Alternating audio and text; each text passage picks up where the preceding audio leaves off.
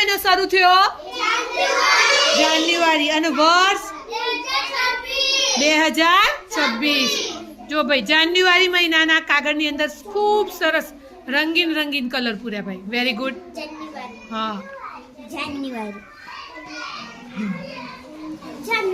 સરસ.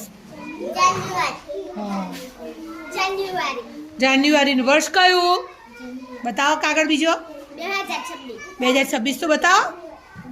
હા, સરસ ભાઈ.